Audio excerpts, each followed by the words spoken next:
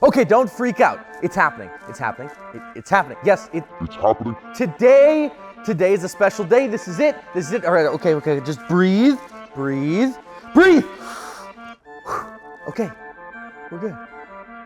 I'm sorry. It's not that today is anything special or anything. It's just that finally, after weeks and weeks of me begging the guys behind the camera, we're finally launching a brand new series, and I couldn't be more excited than I am right now. But what makes this new video so god special is that it's not only a series that I'm super passionate about, but I also own one.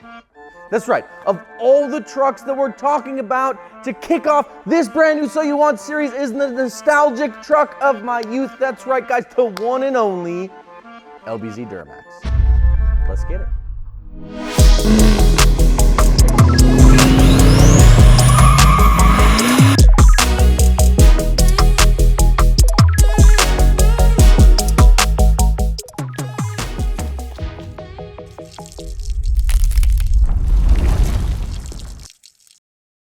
Well, the LBZ may be the topic of today's discussion. If you need wheels and tires for your LBZ, or maybe not for your LBZ, because that's how the world works, you can find those at customoffsets.com.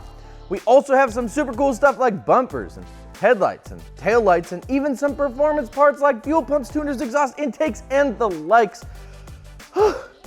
That's a lot. Also, if summer's got you maybe feeling a little strapped for cash, then no worries. We got this cool little toggle slider thing at the top of the page that allows you to search for stuff by monthly payment, meaning that you can choose how you want to pick up your set of wheels and tires, or your performance parts, or your bumpers, or any of that stuff. It's kind of cool, honestly. It's like Subway. You get it how you want it. Enough of that though, let's chat about the one and only LBZ Duramax. When we pull out the old pedigree on the LBZ, we're gonna find that it's the third Duramax to ever be produced. See, back in 1998, when I was a crisp and clean 5 years old, General Motors and Isuzu teamed up to create a brand spanking new diesel engine that would come to market to be the first high pressure common rail direct injection to hit US markets. This initial design would take them just under 2 years, and in July of 2000, holy cow, that was a long time ago, just a few months after we all thought we were gonna die in the Y2K, this new engine landed on US soil. Side note, can we talk about how ridiculous Y2K is, or was? Like, I get it, okay? Listen, things were changing, like digital clocks were still new, everyone was freaking out because they thought that the banks were gonna collapse because for the first time in our entire history, we changed all 4 digits, but like, guys, come on now. Like, that wasn't that long ago, and now 21 years later, we pay for our Busch Lights and burgers with like your cell phone. You just like hold it up to the register and it just beep. Anywho, this new Duramax was a massive improvement over GM's previous diesel engines, and it beat both Ford and Dodge off the starting line in 2001. Dubbed the LB7, this early Duramax set the stage for the belle of the ball here, which of course is the LBZ. While there were other engines in between there, like the LLY, the LBZ is really where we want to spend our time today. In other news, comment down below if you guys would like to see a video that outlines all of the various Duramax engines and all the differences between them, because there's like 16 of them since 2001, and they're all just slightly different. Let us know down below. We'd love to do it for you if you guys are looking for it. One of the biggest flaws of the early Duramax engines was that the injectors were extremely difficult to access. Now, if you ask anyone who's owned a diesel for several 100,000 miles, and one of the biggest jobs they're gonna tell you that they need to do was injectors.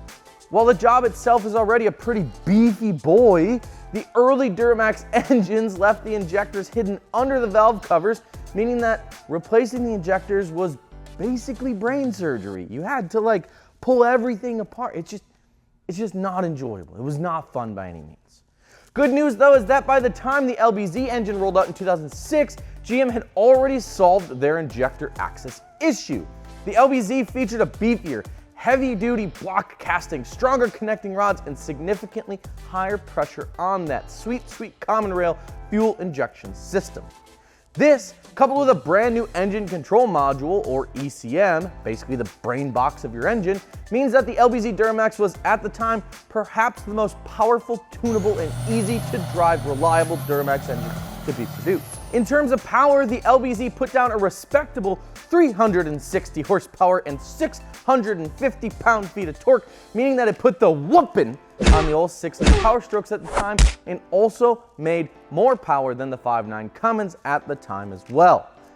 Take that, Ford and Cummins guys. Also, for the first time, the LBZ Silverados came mated to a 6-speed Allison transmission. This came as a much welcome change, as the previous models had come with a 5-speed Allison that was quite a bit weaker and was, known for maybe dropping into limp mode if you were on the highway and put your foot into it too hard. I mean, the LBZ really was the whole package. It looked good when it hit the streets back in '06. It made great power. The interiors were styled well, and they sounded fantastic with that sweet, sweet whistle of that variable geometry turbo. This is where the guys can put in a clip of like just bouncing off and a burnout. It's so good. So good.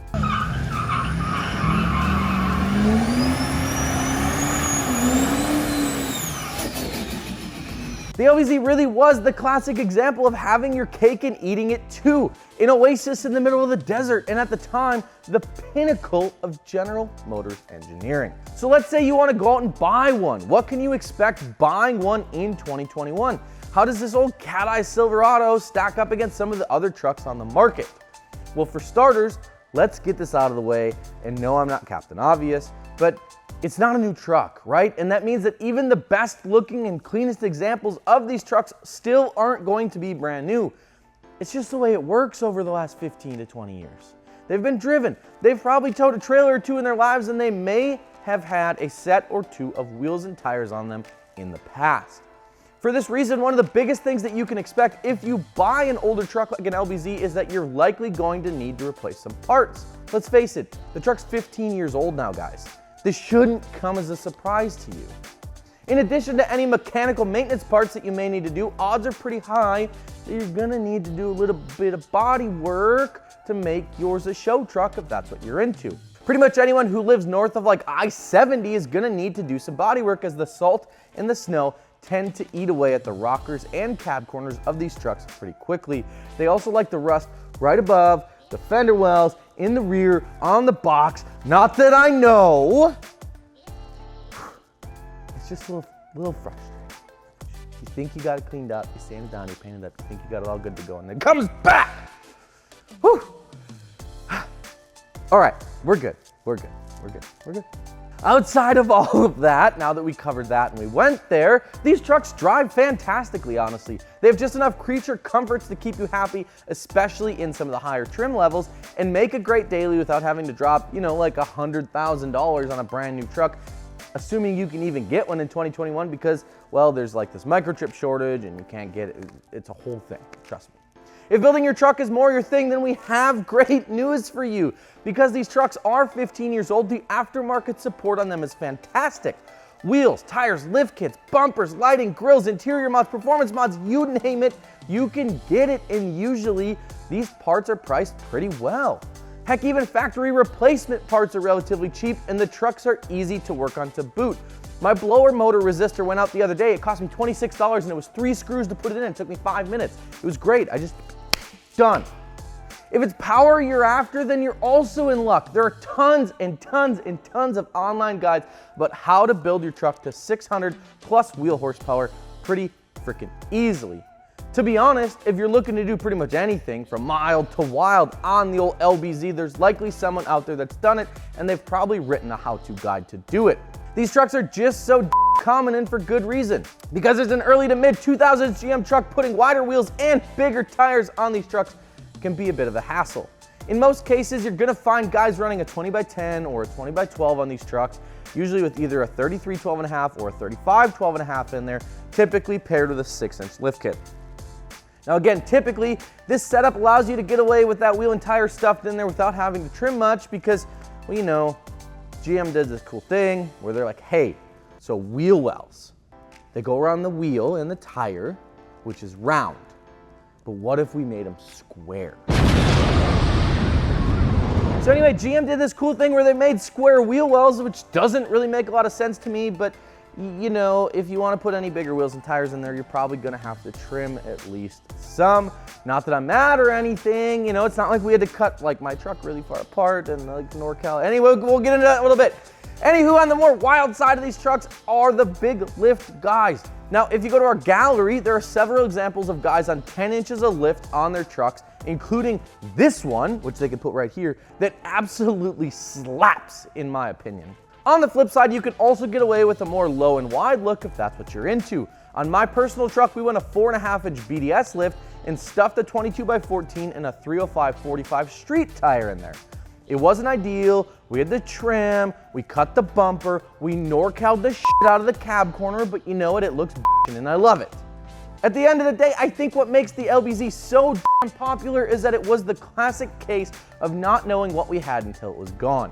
For the 2 short years of the LBZ production, GM was making perhaps one of, if not the most reliable, best clean power making diesel trucks they have ever made, period. They look fantastic, they run forever, and more than that, they're super nostalgic for guys who are my age who remember seeing them as a kid. It's why I bought an LBZ Duramax. I remember seeing them when they first came out. I was like 13, and I told myself that I wanted to buy one, and then I did, and it makes me so happy.